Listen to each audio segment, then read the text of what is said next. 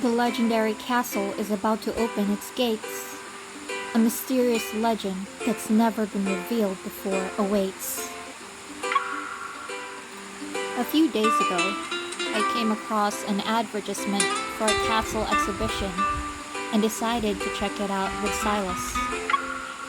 However, we didn't encounter any mysterious events. We've been listening to legends that have over-the-top, dramatic embellishments. In the days of yore, the valiant lord of the castle used the sword to drive away invaders from these lands. Legend says that this long sword was forged by him. The process took 81 days to complete. If you visit the castle's restricted underground forge, you might still hear the echoes of someone hammering away. Under the exhibition hall's lights, a finely crafted sword, inlaid with magnificent jewels, gleams brilliantly from its stone pedestal. This sounds like something a third-rate novelist would write. The sword is impractical and too ornate. It's only good for getting someone killed. Shush you! No whispering! Pay attention to the presentation, please! The very serious Otto catches us red-handed.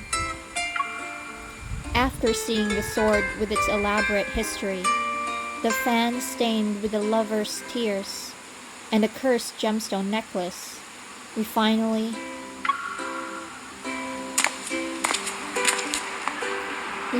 arrive at the gift shop near the exit. Would you like gifts from the castle's lord? Or would you like to experience the glory that the nobility can enjoy? Welcome to our special collaborative event challenge. You can redeem beautiful prizes. Give it a try. It sounds like a marketing ploy. But we're already here. Should we participate in it anyway?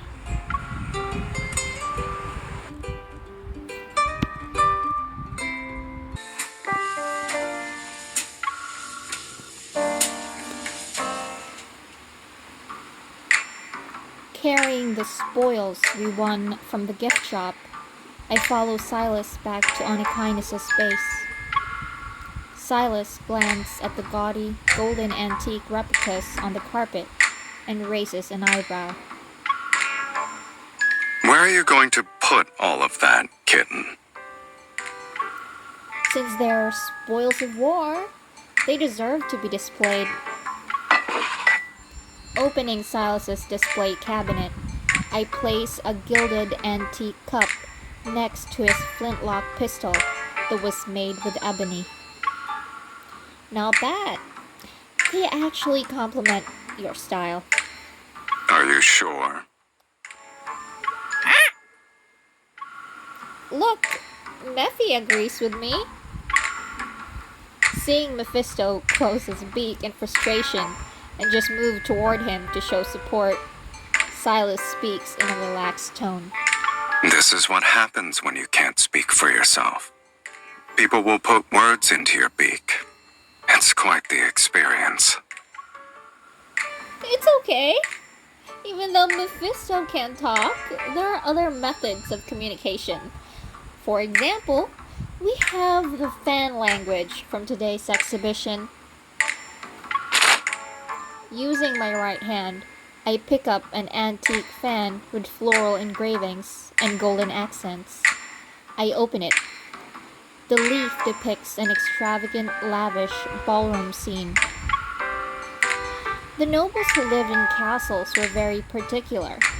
If you didn't understand the language of the fans, you couldn't communicate at parties. If you want to know what someone is saying, a fan won't stand in your way. Really?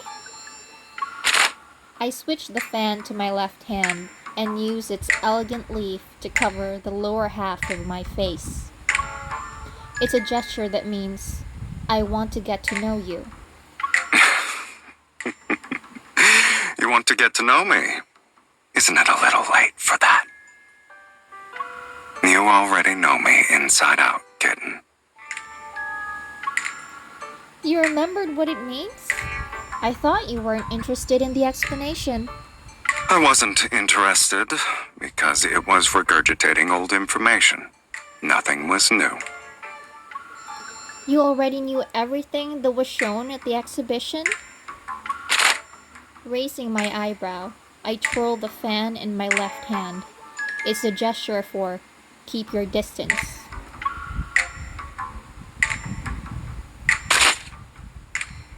But he refuses to back away. He even takes advantage of my surprise to snatch the fan from me. That's cheating! No one said you could confiscate someone's fan when you didn't like their messages. Sylus twirls the fan between his fingers. He makes no attempt to deny my accusation. The exhibition only taught one gesture for rejection, and we both know who's purposefully being mischievous right now. Oh? That means rejection? I must have remembered it wrong. I thought it meant... The head of the fan stops at my chest, and it's right over my heart.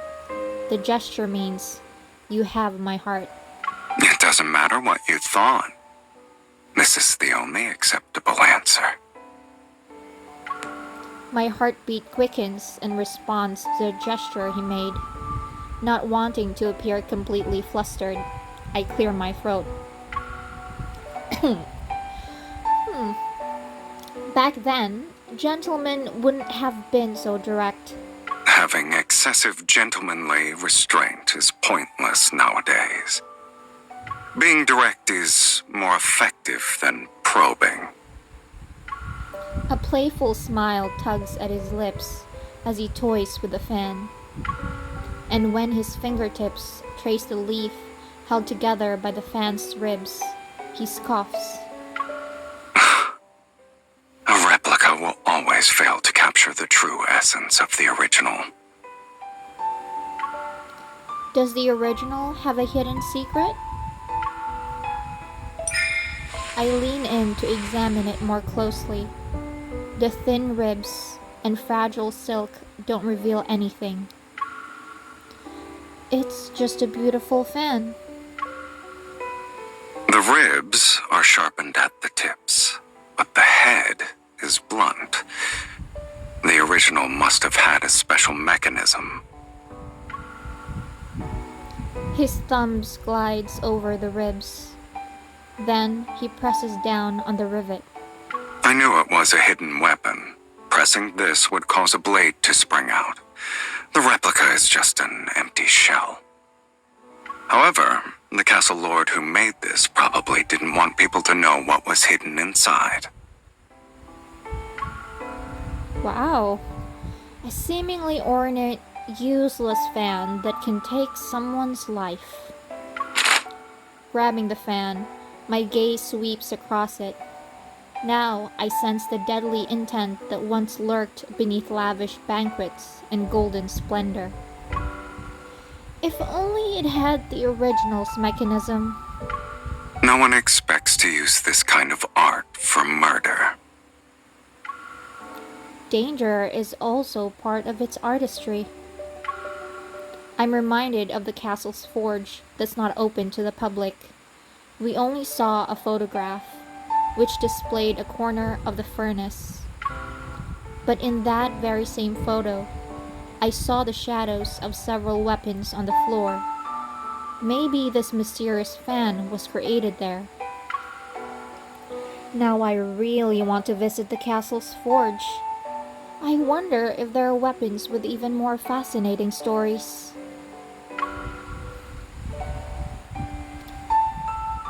Even the deadliest weapons become simple pieces for display purposes. They're just like that sword. His gaze sweeps over my eager expression, and he pauses. If you want to see a forge, I have one. Is it like the forge I'm imagining? It has a furnace, bellows, an anvil? It's not that primitive.